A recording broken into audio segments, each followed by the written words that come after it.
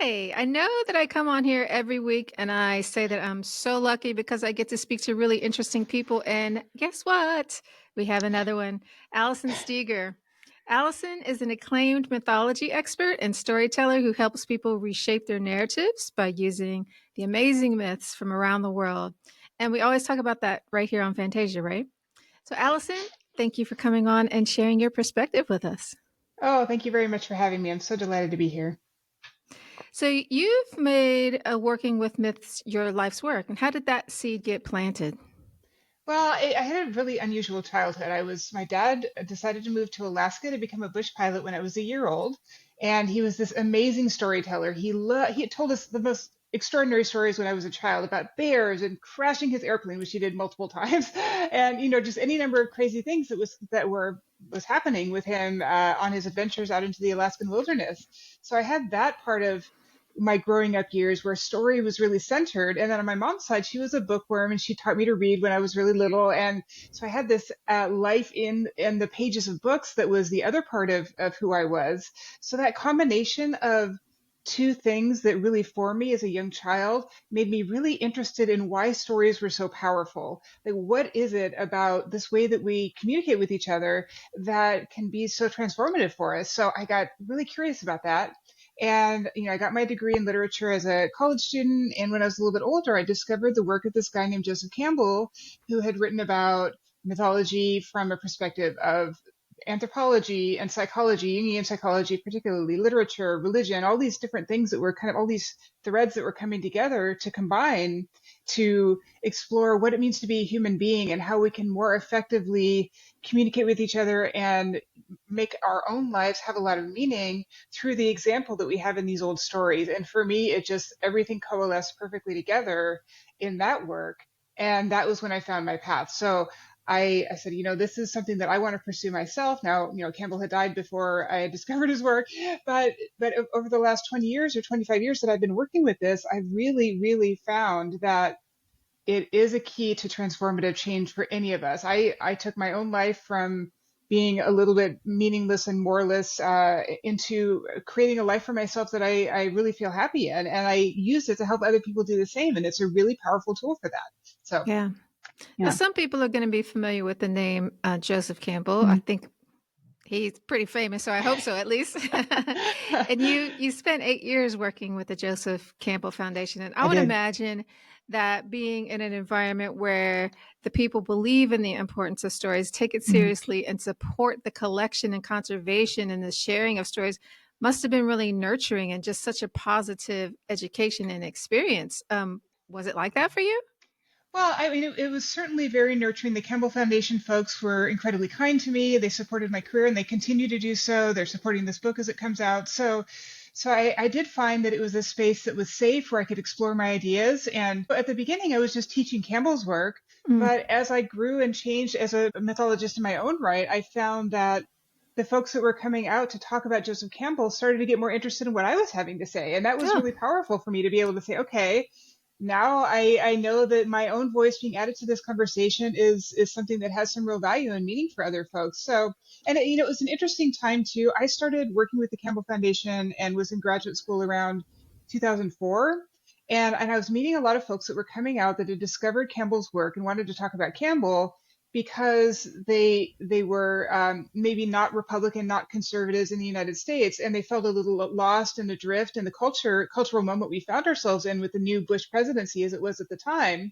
And I find that really so interesting because now here we are in a very similar situation, folks that don't feel connected to the message of our current administration, that there is something in mythology to offer to people that feel like they're not really plugged into the cultural moment as it is. So, we can find a way to find our own voices and find our own ways of coping with a world that seems scary or maybe not really true to who we are, and we have to find our way through. So seeing those parallels from the beginning of my career into now and how we're exploring that same thing now is really fascinating to me, that it can be a voice that is really helpful to folks, given the situation that we're in. So yeah. so we're just diving right in at Yeah. a super fast speed. So for people who are just like, Huh. what are you talking about? What am I talking about? Can you Yeah, I'm can sorry. you I do. Yes, go ahead. No, Ask no, me anything. I Yeah, love it. I yeah. love it. But just so people can stay with us, can you give me an example of what you're talking about? Like, how can people find that in modern culture? Well, and I suppose we do need to back up some. When we talk about what a hero's journey is, which is a central tenet of Campbell's work, this idea that we have a common pattern in mythological stories that is really constant throughout many myths, and it's also a pattern that exists in our human lives. So when we can recognize that heroic journeys are happening in our own lives all the time, and it's not just happening to people like Hercules in a story or whatever, or someone like a Marvel superhero or someone in the news or something like that. So what I was seeing back then, you have folks that maybe grew up in a evangelical Christian kind of situation and had, for some reason, had some kind of schism with that. They had left that behind. They had questions outside the bounds of that, and to go on a heroic journey, like, and there's a lot of ways to go on a heroic journey, but leaving your faith of origin is certainly one of them, right? So if you grew up in one circumstance, whatever that is, could be having atheist parents. I mean, it doesn't even matter. Just like if you're going to change from the way that you grew up into a different version of yourself, that is a death of a version of yourself and a birth into a new version of yourself. So you have this creation and destruction energy that's happening at the same time. And we see that captured in some of our gods and goddesses in different mythic systems around the world, right? So how do you navigate that? How do you find the courage to get through that? And that's what myths have to teach us, right? They show us by example and through the best way to communicate with other humans, which is in a story, right? To say, okay, this is how we did it. These are the things that we ran into. These are some of the obstacles that we faced. This is how we handled it. This is what we did that worked. This is what we did that didn't work. So maybe don't do that. And, so we've got this beautiful, beautiful connection to our ancestors through their stories, right? They show us what to do. They give us an example of how to navigate moments that are really challenging, like leaving your faith and finding a new way to be in the world and to navigate your human life that you have. And then what we get to do, and this is really at the heart of my work, is to say, okay, let's pay attention to these old stories in a way that is not just an entertainment or something that you read when you were 11 or whatever.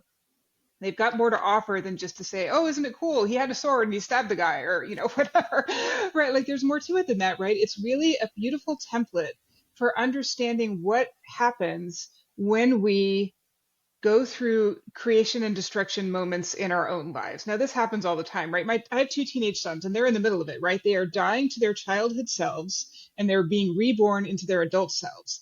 And there are things that go with that they have to figure out how to navigate. And everybody does, right? Everybody that goes through that. You have an illness, or you're going through a divorce, or you have a new job, or you lost your old job, or, anytime your life changes, the version of yourself that existed before and the version of yourself that is being born, you have to navigate that. And the myths show us how to do that. And what that really does is we take this energy that we have from the past, these stories and rituals, we use them as tools and allies to figure out how to navigate it for ourselves.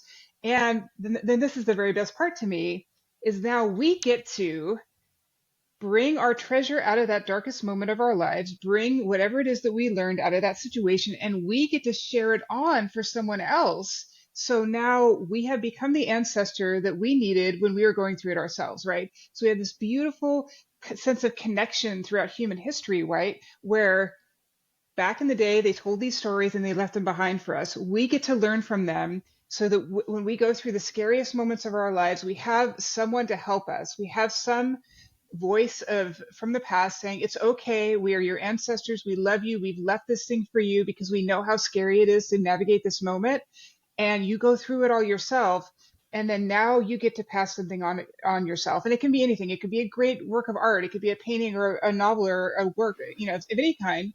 But it doesn't have to be that. It doesn't have to be Shakespeare or, Leonardo da Vinci. It can be a conversation at a bus stop, right? It can be just a moment of hope and encouragement and just connection between human beings that is just the thing that we need in order to figure out for the next person to figure out what they need to do. And then they do it and they give it to the next person. And now you've got this beautiful golden chain that's running through human history. I mean, we talk so much about trauma, inherited trauma from families, and I'm not saying that doesn't happen. Of course it does, but there is more that goes through human history And there is a thing that is beautiful, and if we can find our place of connectedness inside of that web of support, then we get to do that for the next person. And to me, that is the ultimate power of mythology, is to recognize that, to accomplish it in our own lives, and to pass it on to someone else. But I think that's not happening. So I'm a trauma therapist, and I Hmm. think the reason why we have so much trauma is because that cycle is not happening. Because Exactly. trauma is not what happens to us; it's what we think about it and what we do with Right. it. And I think when we go through this cycle, then it doesn't become trauma at all. Hmm. So Right. can you give us like a Cliff Notes version of the cycle for somebody who's just hearing it for the first time? Of course. So we talk about, so Joseph Campbell described this thing called the hero's journey. Now, in my work, I change it a little bit. Now, we've talked about that. So I describe it as a heroic journey. And the reason that I change that language just a little bit is because sometimes it can be really intimidating to try to take on the persona of the hero, right? To say, I am a hero, I am like Hercules, and I'm going to go in and do this scary thing. Like, to identify as a hero is something that can be a little bit intimidating for some folks. But instead, what you do by saying it's heroic, you are just making a small choice. You're saying, okay, I'm going to choose a little bit of heroism. I'm going to choose to do the thing that frightens me, even though it frightens me. Okay, so changing that language just a little bit, I find to be really helpful. Okay, so you are seeing these examples of heroic journeys in our myths. You are also experiencing them in your own life. And the way that Campbell describes it, he says what it is you've got a person who's in their community just being a regular person and living their life. And they are called to a journey. And so we describe it in three stages: separation, which is to leave behind the community that you came from; initiation, which means going on this journey kind of into this metaphorical underworld, right? To have all of these adventurous things happen, meeting allies, meeting mentors, confronting the monster, getting a treasure, and then eventually you're going to return from that journey into the underworld, and you're going to, so we have separation, initiation, and then return. Okay, so those are the essential steps of the heroic journey, to say, okay, I started out in this place. I was a child, to use the example of my sons, right? Okay, I was a child. I've been confronted by this place where being called to an adventure. And usually we refuse the call. We say no because we don't want to change the status quo. We go down into the underworld. We go through all of these things. And then when we come back out, we also refuse to return because, again, the status quo for us now is to be in the underworld.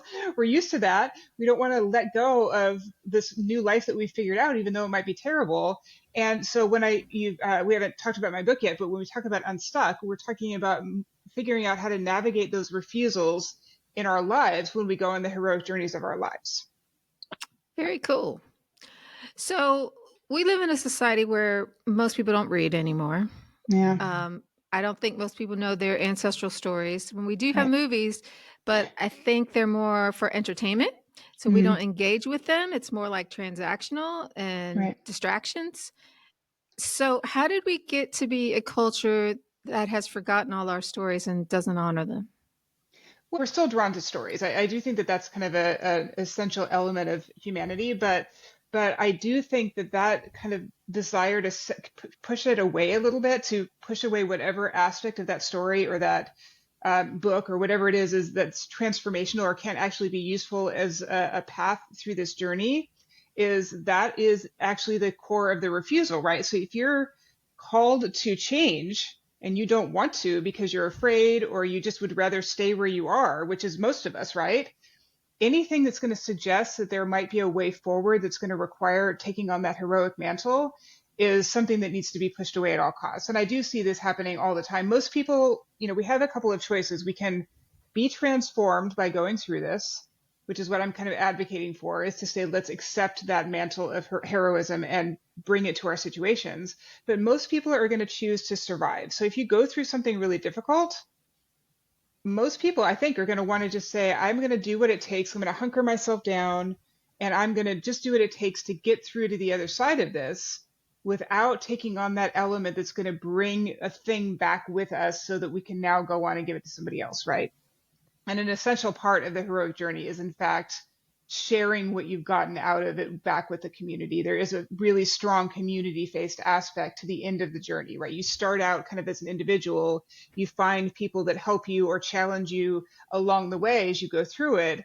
but eventually it turns back toward a community aspect. So your responsibility there as you come out of it is to have something to share back with the other people. So that I think is part of it. And it's taking on that responsibility is not something that everybody wants to do. It can be really intimidating to think that, you might think, I'm not a leader, I'm not a hero. I'd rather really just, kind of get through this.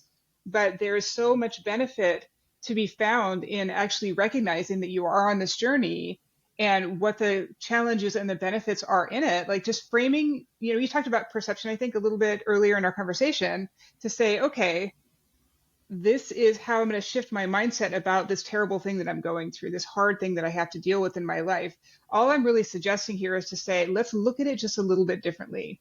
By looking at our lives as if they are myths, that shifts our perception. And one of the number one things that it does is it creates a little bit of a sense of distance between ourselves and our own story. We carry our stories in our bodies, right? So if we can move it outside of ourselves just a little bit, then you've got a new angle on the situation and you can work with it in an entirely new way. And this is often what I do when I work with people in workshops and in retreats and things like that. It's just to say, okay, how can we look at the story in a mythic way? Can we cast it as a myth instead of just, I did this and then this happened and that happened? Well, let's create it as a myth. And then you start to see, you get insights from your unconscious mind that are going to come out and show you things that you need to know about it. So I guess I would say there's a kind of a roundabout way to answer your question. I'm sorry about that. But I do think that it's really challenging. It's a scary thing to do. There's no question. But somehow I think framing it in this way and getting that shift of perception, it allows us to find the hero in ourselves, that allows us to kind of find the tools that we need that are left behind for us in order to accomplish that next step that we need to go through. Yeah, I think having a framework and it creates a thing where there's something I'm supposed to do versus just Yeah. leaving it kind of open ended. I don't know what I'm supposed to be doing here. That Right. makes it Right. easier. Yeah. Yeah. Um, Absolutely. So it seems to me, and my perception Hmm. is that in the 90s with The Lion King, adults started to find the courage to just say, I enjoy fantasies. I don't need a Mm, child to come to the movies with me and indulge in what makes me happy. And then, of course, Harry Potter kind of broke the whole thing wide yeah. open shortly after that. And we've kind of been on a roll with fantasies ever since, which I think indulging in the magic of the story helps people to get involved in it and see the messages within it. What do you think happened from the pre 1990s culture to after that that allowed us to do that? Any idea? Well, actually, I do. I have a very Mm. specific idea, and I'm going to tell you. There was a guy at the time that worked at Disney, and he was very involved with the creation of The Lion King. Oh, And he was a student of Campbell's. His name's Chris Vogler, and he wrote a book called The Writer's Journey. And what he had done before he came out with The Writer's Journey was he wrote a little brief that just said, these are the steps of the hero's journey. And he gave it to the people at Disney. And if you look at The Lion King, it is the hero's journey. And yeah, this is why, because he was a student of Campbell's, he worked at Disney, and he brought that yeah, storytelling pattern into Disney. Okay, so now you have a huge story that's at the center of culture that is following the steps of the hero's journey perfectly. Okay, and it's become a huge thing. Like this book is a huge bestseller. I mean, and you see it a lot in the stories that are being told in Hollywood since that time. Like the word is out about the hero's journey, and people are recognizing that this is a really powerful storytelling tool. And myths exist and last because they have a way to resonate with the human mind, right? Like the stories that survive that are not lost into the mists of time or whatever, they last because they have a psychological resonance for the human mind. And this is what Chris Vogler and his team at Disney were able to do with that particular story, is to say, let me show you something that is going to feel very mythic. And it feels very mythic for a reason, right? Because it's following all the story beats of every myth that had really come along before that. So now the word is out, kind of, right? So people are recognizing, okay, this story feels true and right to me. And the reason that it does is because this is what happens in human lives, right? So now we have kind of a cultural framework upon which to hang this sort of this thing we're kind of half aware of in our minds, that my life kind of feels like this sometimes, right? I went through this terrible thing, when my husband told me he wanted a divorce, or, whatever it is, whatever the thing is. And I can recognize when those allies show up, or when I have a mentor that I need, or when the villain is there and what they're going to do. And, all of these beats that happen, they have resonances with human life. So that was when we started to really have that as part of our cultural conversation, even if it may not have been as well known to everyone, I mean, you still recognize it psychologically. So that would be what I would say is I know that that happened. So yeah. I had no idea. I'm so glad I asked that question. Love the vibe? Join the tribe. It's free, and the link is in the show notes. See you there.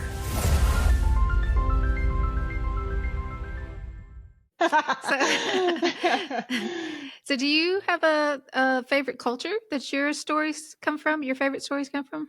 Well, I mean, it really depends. I mean, that's like asking me what my favorite book is or whatever. It's like, or my favorite child. Like, I mean, it's impossible, and it really does depend on the situation. Like, I really do try when I work with people to find a myth that's going to be most resonant for them. Like, so Mhm. there's a particular myth that I love. There's a couple of, I like stories about women.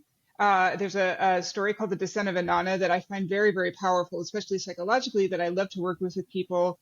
The story of Ariadne from Greek mythology is a very, very rich and potent mythic system. You've got Theseus in there, and you've got Dionysus, and you've got all of these, the Minotaur, and all these things going on. But it also provides a really powerful roadmap for something that happens to a lot of women throughout their lives, which is the sense that you had kind of an early relationship in which you were expected to give away a lot of who you were, and you kind of provided support to a partner. You gave away a lot of energy, and then that relationship ends at some point in your life. And now you're going to go on and try to find a new relationship. And what is that going to look like? What does that mean? And because she's with Theseus, he leaves her, and then she meets Dionysus afterward. And Dionysus is the god of ecstasy, and there's a lot going on with the metaphorical implications of that and what that means for modern women. So that particular story has been very potent for me. I also love Medea. She's famous for having murdered her own children, but there's so much more to her than that. And this key thing that gets left out of her story is that she was a very, very powerful sorceress, and she knew how to bring people back to life. So when we say she murdered her children, what we forget to hear about, or we never hear about, is that she brought them back to life afterward. It was really just a way to get back at her ex-husband, right? So her story is very misunderstood, but I love that about her. She's unapologetically kind of intense and just like true to herself, and did not take any guff from anyone. And I don't know, I just really, I love that energy. Right? I mean, her story, I mean, she's not a doormat of any kind, and she has this crazy adventures, right? And so I love unpacking that. And I mean, not that I'm murdering my children, I'm not saying that, but her story is, it's just like, how do we kind of capture some of that, power in our own, when things maybe don't go our way or people treat us badly. How can we find a little bit of that archetypal energy for ourselves? I love that too. So, and again, I could keep going, but those three women especially, I find really, really, I guess part of my personal pantheon. Like they're with me all the time. They kind of help influence it when I feel afraid and I have to go through on my heroic journeys. Like, how do I do that? How do I navigate that? How do I remember, what Inanna went through, what Medea went through, what Ariadne went through? How do I use that to help me navigate that challenging moments of my own life? So, and then again, when I get to help other people through the work, they are there for me as well, along with many others. But yeah, we do try to find, like, what is it? Let's figure out what story is going to be the most resonant for you. So, whatever that means. And because I have such a huge repository of myths in my head, I can match pretty well. I can suggest stories, that may not be as well known. And that's a big part of the fun of what I get to do. I'm glad you brought up Medea. Love her too. Inanna as well. And Medusa is one of my favorites Mm. too. Why do you suppose that? I mean, is it just culture and history and the rise of patriarchy that the stories get changed so much, and it seems to me that the women were made less powerful in the retelling of their tales. Yeah. Yeah. And I would say that Ariadne was almost certainly a goddess in her own right in Minoan culture, but, she's from Crete, right? And later the Athenians were the victors, and they got to tell the story in the way that, they're the ones that are telling the story. So part of the trick and work of being a mythologist is to kind of pick apart some of those layers of culture that got put on top of a story and to really understand what's going on there. So, what is it? Like, what is really happening with her? And the beautiful thing about myths is that we know what people did through their stories, and that's not even always consistent. I mean, there are multiple versions of Ariadne's story and Medea's story, right? Like, we have more than one. In fact, I used to teach homeschooled kids myths, and a lot of them had autism or other learning challenges, which is why they were being homeschooled. and they really wanted to like lock down a version of the myth and just like check it off their list of things that they needed to learn so they could go on to the next thing. And then I would throw at them, okay, these three versions of the myth are all true, but they're in direct contradiction to each other. What are we going to do about that with our heads, right? And it kind of like that is a fantastic way to really develop critical thinking skills, because if you can hold two disparate ideas in your head at the same time, then you've got some real critical thinking skills. And for some of those kids, that was really challenging. So, and I think it's good for adults too, right? To say, okay, this thing and this thing that look exactly opposite are both true. And that is actually a powerful thing that myths can do, is they are changed so much throughout the course of history that we can say, okay, this thing happened, or maybe this thing happened like this.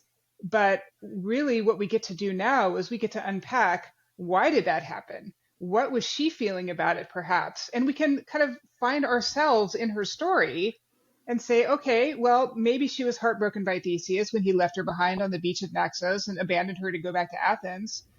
Or maybe let's think about it this way. Maybe she did it on purpose. Maybe she was using him just as much as he was using her. Maybe her true destiny was to find Dionysus, and she had to get to the place where she was in order to find the next step of her journey that was waiting for her. Okay? So once you start doing that, you're changing the framing, which is what we've been talking about, right? Like, how do you shift the perception of your story? Like, okay, maybe it's okay that things didn't work out the way that I expected them to. Maybe there's something really powerful and meaningful that's just past where I can see. And if I shift my thinking about it just a little bit, that allows me to kind of approach my future and approach the changes that I've gone through with a very different frame of mind that's actually going to change everything about what happens to me next, right? So once we start to see that, then we really are able to change our lives with this kind of work. So that to me is the true power of this kind of work, is to say, okay, this story exists, and I have made some assumptions about what it really means, but maybe it doesn't. Maybe it means something else. Maybe it means something that's actually going to help me figure out what I have to do next. Yeah, I think that we can see that in Maleficent. Oh, for sure. Because the story of Sleeping Beauty, one of the oldest ones, is totally different from the modern one, and that might be more accessible because I think more modern people know Mm, about Sleeping Beauty. But sure. she was not. She was raped. She was. I mean, there was so much Hmm. that we don't talk about in that story. She had Absolutely. kids. Right. Yeah. I mean, and yeah, that's the true thing about fairy tales too. I mean, we work with fairy tales as well. I mean, not just myths, and they are a little bit different, but they are really kind of perfect blank slates in a way. Like, you know, the beats of the story, Yeah. right? Hmm. But there's a lot of room for psychological interpretation, for figuring out what pieces of it apply to our own lives and how that can be really useful for, like, you know, if I said, okay, if we were in a room and doing a workshop together or something, we said, okay, we're going to find some part of our history, of our story, of our lives, find the piece that works the most, and we're going to retell it as if we are a character in Sleeping Beauty. And then you see what character you choose. Mm. Are you the queen? Are you Sleeping Beauty? Are you the fairy? Are you the king? Like, what are you? Like, find your place in it. And by doing that, I mean, this is just off the top of my head, right? But if you were to do that, this could be a really interesting thing to do, is to say, okay, I'm going to tell a story from my life. I'm going to retell it as a fairy tale, and I'm going to be Maleficent now. I'm going to be the evil queen. You don't have to name her that. Whatever you want. What does that mean? How does my story look now? How am I changing the archetype that's around myself in this particular story? So, and that just by that by itself, if you try it, like, you'll find that there are things that are able to become clear to you that are coming out of your unconscious mind that you did not have access to before. Your unconscious mind is very wise, right? It has a lot that it can tell you if you know how to access that. And these are some of the tools that we have available to us to find out what is going on underneath the surface of our lives. So what I'm hearing you say is Mm. that you need to be willing to play and to pretend and imagine to get to the unconscious material. Is that right? Yes, I would say that, but I would add something else to that. Now, Carl Jung talks about this. He says that if we do think, I'm paraphrasing this badly, and forgive me for this, and I don't know the exact quote off the top of my head, but the idea is that you find a modality that maybe isn't super comfortable for you, that maybe isn't the thing that you do all the time, that's kind of fresh and new and has a little bit of unfamiliarity to it, right? So I'm a writer. I love to write, and that's always been true for me. But sometimes if I really want to get at something, or I want to encourage somebody else to do that, I will ask them to think of whatever art form it is that you've never done or you've never tried or that scares you a little bit. Like if you really never wanted to draw, you didn't think you were a good drawer as a child, it's never been something that you felt confident enough to go and try and do. Well, instead of telling the story of Sleeping Beauty, maybe you draw it. And I had been asked to do this for the first time in grad school, and I was asked to draw something about my own life story, and I was really, really mad because I wanted to write because that's where I was comfortable, right? I knew how to write. I'm a great writer. Let me write about this. And they said no. And the most powerful insight of my life came through to me after I made the tiniest little drawing you can imagine. And like I was absolutely astounded by it. And I see this all the time when I do creativity workshops sometimes, and we do this. Like we say, okay, we're going to address this question. We're going to explore this thing through the myth, and we're going to address this question. And now here's some sculpting clay, or we're going to dance, or you're going to draw, or if you don't like to write, you're going to write. Like whatever it is, like doing the thing that is not really comfortable somehow opens the doors to the unconscious mind. And this is what Carl Jung was saying that I'm not paraphrasing very well, is something about doing that thing that is uncomfortable opens the door a little bit wider. Okay, so challenging ourselves in that way, like if you're familiar with a thing, you're just a little too comfortable with it, Yeah. you're not going to have a chance to access that part of your mind. But if you open this other thing, it's a little bit scary. Well, now we've got a chance to show you something that from a different angle or a way of perceiving it. So that anybody listening, if you're trying to figure something out, try that. It will give you something that you maybe will be very surprised by. I'll definitely try that. Yeah. So, how about our ancestral stories? Are there things that we can find out ancestrally? So I think everything's stored in the unconscious, and those stories Sure. are there whether we know them or not. Right. Is there some way to access that? Well, I mean, it depends on if you're talking about ancestral stories in the sense of myths that everybody knows, or are you talking about memory or, your own personal genetic line coming through? I was Is talking that about the what you mean? latter, but either one would be Okay. Okay. interesting. Well, okay. So, we are this human family, and we have these Mhm. stories that have come down from people that we have no real genetic connection to. And those stories are things that we can learn from. And that's a big part of what I do as a mythologist, right? Okay. So we've discussed that already. So understanding what happens to you from your own personal DNA line. Like I've done some exploration around this around hypnosis. Now I'm not a hypnotist. I don't know this, but my mother is, and she had actually done some work to understand why everyone in our family is so afraid of heights. So she had done some hypnosis work as a hypnotherapist to figure out that, through our Irish family, like she thought that there had been an incident that happened where everybody like got pushed off a cliff or something, like, just kind of creates this fear. So, and again, I'm not a hypnotherapist. I'm not advocating that really, but I do think that there are ways and modalities, and this is outside of my area of expertise again, but that you can find out what might be going on for you through those paths, right? But again, my expertise is around greater, wider human stories and what the Okay. ancestors have to offer us through reading myths and fairy tales and folklore and things of that nature. So I feel a little bit more comfortable, just talking about being uncomfortable. But let me share with you what I can offer, which is to say that our ancestors did us this very kind thing. They put things that would be useful to us and were able to help us into stories, which is the best way to communicate with a human is to tell them a story, right? They made them funny and thrilling and adventurous and romantic and terrible and all the things that good stories are. And they left them behind, right? So now we have this giant body of work that's not studied the way that religious texts are, or very little.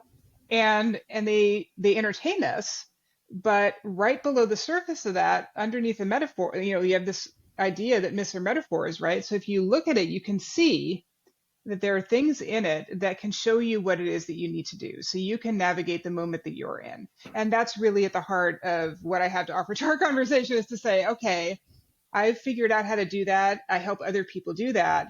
And if most people don't really read myths all the time. It can kind of feel like doing homework. Sometimes the language is a little bit archaic, or it feels like a hymn, or like a ritual from church or something. It may not be that, but there is power in that if we know how to open ourselves up to it, right?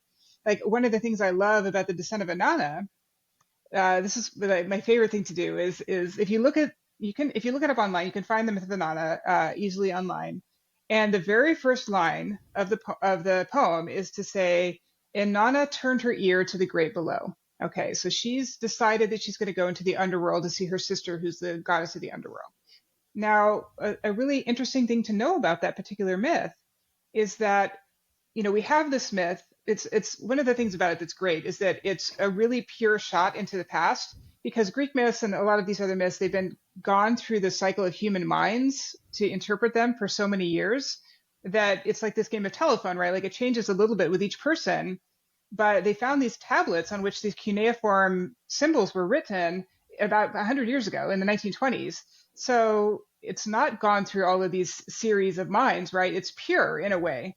So if we see that line of cuneiform that says, "And Nana turned her ear to the great below," you look at the cuneiform symbol for ear, and the cuneiform symbol for ear is the same as the word for wisdom.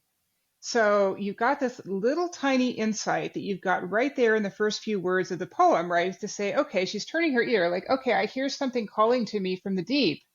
But also, it's this kind of ignition of a pursuit of wisdom that she's doing, right? And then you can see that there are parallels in our lives too. Like we have this moment where we decide that we need to go a little bit deeper. We need to seek something out. We need to find an answer, right? So just that by itself shows you the potentiality of not only this myth, but every myth, right? Like you can find those moments in just about any myth. And that's really where the juiciness is in working with this stuff with our personal lives, is to say, okay, I'm going to look at this one line or this one image or this one word, and it's going to open up something to me that I really need to continue on with my journey. Yeah.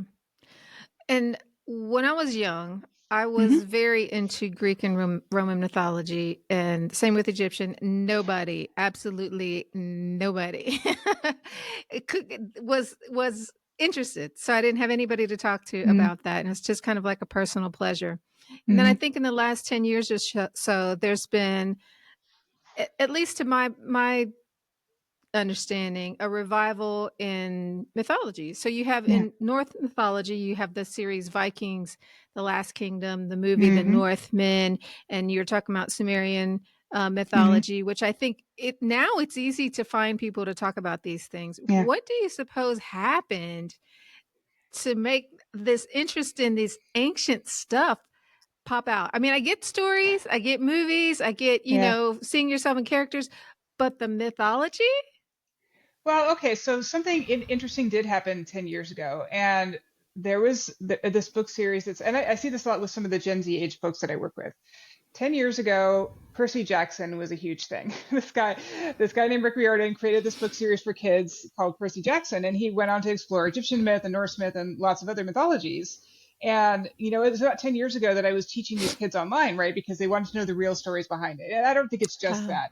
But I do think that we have moments in culture where people are like, hey, this, this is what we do, right? Like if we see something cool that's going to help us make our lives better, either to entertain us or enlighten us or help us to figure things out, we share that with other people. And that's kind of the root impulse here, right? In myths is to say, okay, like if I had an amazing plumber and your pipes were spewing water everywhere, I would absolutely love to tell you that I have this great person that can really help you out. And I think that impulse right there to say, oh my God, I have something amazing that you have to know about, that's a really human thing, I think, to say, I am so excited. And there's a really powerful desire to say, this amazing thing that I knew about, I want you to. This is what like people that are evangelizing about anything want to do. Like if you know anybody that just went vegan, you're going to hear about it, right? Oh my God, I feel amazing, right? My life is so much better, and the animals, like all that stuff. Like, and it can be anything, right? It can be a new religion or it's a new true. diet or a new workout routine. I mean, everybody that's listening knows this person or was this person, right? There's something about finding something that profoundly made your life better that makes you want to tell other people. And that impulse, that's what this is, right? Like back in the day, they told these stories and they said, okay, yes, this really cool thing worked. Oh my God, we were at this war and it's been going on for 10 years and we've been sleeping on the beach away from our families for 10 years. And this guy, Odysseus, my buddy, he decided he had this great idea and he made this Trojan horse and we built it and we defeated the Trojans and it was so, so cool. And then he went on and had these other crazy adventures, right? Like that's the kind of thing that's compelling to share. And it lasted, right? It's one of the best stories to ever come out of human existence, right? It's the story of the Odyssey and the Iliad, right? We have that. So we Hmm. share it, and everybody knows, well, most people know what a Trojan horse is. They've heard that phrase before, even if they don't know the context of the Iliad or what's happening with the Trojan War back in the day. That exists in our culture now. And I believe that it really has to do with that impulse to share when you found something really good. So I found a cool, or a cautionary tale, right? Like, no, you don't want to do that. Please don't do that. And we tell our kids, please don't try that, thing that I did when I was your age. It was a disaster for me, but they're probably still going to do it anyway. But we really, really want to tell them, please let me share my experience with you. Please let me tell you what it was that was either amazing for me or really, really hard for me as a result of that thing. Like that, I don't know, there's just such a pure thing that humans love to do around that. And Mm-hmm. that's at the heart of what myths are, right? And that's at the heart of what makes myths powerful is to both take that and learn from it, take what we can out of it, and then we get to go on and do it to somebody else, right? We get to say, okay, I found this great story and it helped me figure out my thing that was so hard, and now I have purpose and my life has meaning and I found happiness. And even if I have trauma and sadness in my life, I know how to navigate it just a little bit better. And everything about this is going to make my experience of being a human on the planet just a little bit more survivable, right? So to me, that's the power of this. It's to say, Hmm. okay, all these people that came before us, and some of them were terrible and they did terrible things and they left behind a terrible thing. But what we get to do is we get to take all the best parts of what it's meant to be human, we get to alchemize them into our own selves, we get to go through these terrible moments and be transformed by them, and then we get to help somebody else do the same. And to me, that is a sacred duty of human life, to get to do that, to have the privilege of that, to make someone else's life just a little bit better down the road because someone else did that for us. I find that really beautiful. Oh, yeah. So, do Yeah. you think that the human experience is the same, or are we influenced by culture and it's culturally different or individually different? Well, I mean, I think both of those things are true. I mean, really, I mean, it's true. The reason that these myths can still matter is because we have to kind of peel away the outside edges of them because people are not sleeping on the beach next to their sword in a tent trying to, throw rocks at the Trojan walls, right? Like we're not living like that now. But we also do have experiences where if we have that one really, really great idea, we can in fact change the world with it. I mean, that's a Yeah. core part of how we're experiencing culture right now. Like people that are bajillionaires, they are doing that because they had a better idea that they were able to share out effectively than anybody else, right? Like so many people are chasing that, right? How can I find a thing that's going to improve enough other people's lives that they're willing to throw money at me, right? So figuring that out, like that's a really compelling thing. There's a lot of benefit to that, right? So we can do that privately. We can just tell that person that we just met at the bus stop that, put a hand on their shoulder and tell them everything is going to be okay because this is what I figured out. And I want to give you this little thing that I think might make your life a little bit better. Or, you can be really, really rewarded for that. So that impulse is there. And I don't know, I like the thing I like about going back to these stories is that if you can figure out how to look at the meaning that's happening underneath the cultural differences that are on the surface of it, there's so much available to us. It's really going to help us out. So to me, that's what it is, right? Like, we don't have to carry a sword or, wear togas or, live in a temple or whatever. Like, we don't have to do that. That's not what's important about it. What's important about it is that human psyche doesn't really change that much. And if we can recognize the ways in which these people are like us instead of different, then they have a lot to offer in these stories to help us make our way through. So, tell me about your book. Okay, so a lot of what we've been discussing is a part of it. So I'm especially interested in looking at not only recognizing the ways in which knowing what the heroic journey looks like in our lives can be helpful, but also just kind of acknowledging that refusing to step into the adventure, why that can stop, put a kind of Mm. have a big stop in your life and make you be stuck. Where does that happen? How does that happen? How can you get past it if you do find yourself feeling stuck? And then also recognizing the balance point of it, which is how you stay down in the underworld, how you are not able to let go of your divorce and move on, or whatever it is that has been a really difficult thing for you that you want to leave, not leave behind you because it's always going to be with you, but figure out how to go into the next stage of what you need to do with your life, recognizing how those moments happen of being stuck, recognizing the difference between being stuck and needing to rest, Like that's a really key part of it, because sometimes we want to push, and we need to stop and recognizing those subtle differences between them. But then also it's looking at archetypes and how archetypes play a role in all of this, how we hold archetypal space for other people in their heroic journeys and how they hold them for us, and seeing the ways in which human beings kind of see each other as archetypes instead of as vulnerable, flawed, and changeable human beings on the inside. And I believe this happens actually kind of a lot. So my kids sometimes, like, they love me and they see me. Sometimes they see the flawed human being that is changeable and mutable, but sometimes they see the mother archetype, and that is a big energy. And sometimes they need that as they're moving through adolescence. They need a big energy to push against so they can separate themselves into individual adult human beings. And I think that this happens a lot, right? To say, okay, you only see me as an archetype. You only see me as a caregiver, or you only see me as an adversary, or whatever. Like, recognizing when you're being seen as an archetype and when you're seeing other people as an archetype instead of as a human being explains a lot about what's weird about interacting with other humans, in my opinion. Like, sometimes it's really challenging. You're like, what are you doing? Why are you treating me that way? Like, what is this? Where is this coming from? All of those questions, I think, are explainable by looking at archetypes and understanding the way that we hold archetypal roles for each other. So that is like everything that we've mostly been talking about in this conversation is, I would say, like the first half of the book. And the second half of the book goes a little bit more deeply into understanding archetypes, how we hold those roles for each other, how we can change that when we are finding ourselves in a place where someone's seeing us as an archetype when we need them to not do that anymore, and navigating some of that. So that's really what it is. It's a combination of things, all to the point of getting to the place where we can recognize how we go on heroic journeys, recognizing how other people turn up for us in those heroic journeys and how we turn up for other people. And the goal of all of it at the end is to create that beautiful golden thread of other people helped me, I'm going to go through it, and I'm going to be able to help somebody else at the end. How to fulfill your role in the community coming back out of that.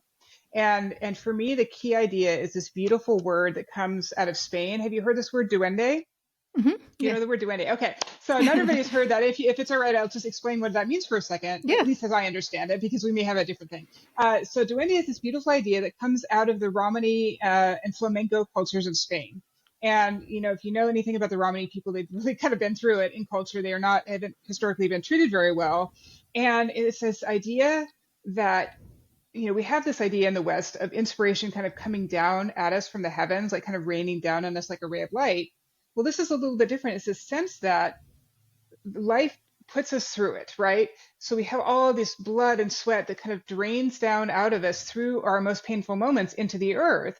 And duende is the idea that we're going to pull that energy back up through the soles of our feet, up out of the earth, and we're going to transform all of our pain and suffering and everything into something new that's beautiful. And you see it in the footsteps of the flamenco dancers, and you see it in the voice of the singer and in the fingers playing the Spanish guitar in a flamenco performance. And it's just this idea that somehow, even though life can suck and be horrible and create trauma for us, that there is a capacity of the human spirit that allows for that thing that was so hard for us to actually be transmuted into something new that is beautiful. And that's how we make art, right? If you can pull all of that together, that we can actually take something that was really hard and now it's something that is beautiful that can help someone else on their journey. And that's kind of how I interpret it. So just that we can, like, if you've ever been to a flamenco performance, you might have seen this, right? Like this, I saw one in Madrid a few years ago, and I went in and it was just this kind of like poster on a lamppost kind of thing where we're like, we want to go see this show. And I'm like, oh, it's probably going to be for tourists. Probably going to be so silly. And we go into the bar and we sit down and I tell my husband, oh, it's probably going to be cheesy, but if you see me start crying within the first 30 seconds, you're going to know it's the real deal. And like immediately just, I'm just like so moved by it because it was so powerful. The energy of this performance, you could feel it. You can feel centuries of oppression coming out through the steps of this dance and through the voice of the singer and the guitar.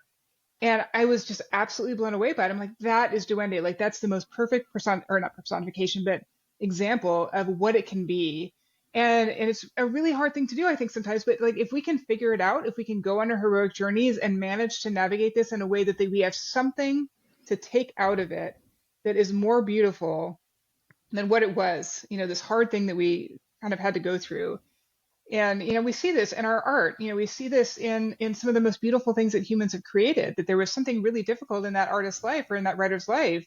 And they were able, through the alchemy of their art, to bring something beautiful out of that. And now it's a place of solace and inspiration for lots of other people. And to me, that's like the gold standard of like, how can I take the darkest moments of my life and turn them around through this process to make something beautiful that's going to be of use to someone else or of solace to someone else? To me, that is real magic. So. And what's the name of the book? Oh, my book, it's called Unstuck, Finding and Following Your Path Through the Heroic Journey. Yeah. And is it out now or it's coming out? No, not quite. It's coming very soon. But anyone listening, I think you're probably about to say this, but you can find classes and things available. So if you're interested in anything I've been talking about, there are ways to connect with it through social media and on my website, things like that. So until the book comes out, which will be soon. So. Okay, and I'll have all that in the show notes. Of course. So thank you so much for joining me today and sharing your passion and yourself. And thanks everybody for listening. I'd love to know about your favorite myth. Let us know in the comments, and I'll see y'all next week. Make sure to subscribe to the show on iTunes or Spotify so you'll never miss a show. While you're at it, if you found value in this show, why not show your love with a review? Thanks. See you next week.